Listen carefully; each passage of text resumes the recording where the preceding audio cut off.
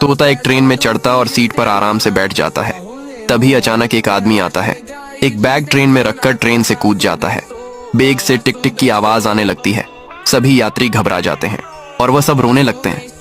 तभी तोता हिम्मत करके बैग के पास आता है। बैग में टाइम बम होता है। तोता तुरंत बैग को उठाता है और बैग को ट्रेन से बाहर फेंक देता है और एक जोरदार धमाका होता है।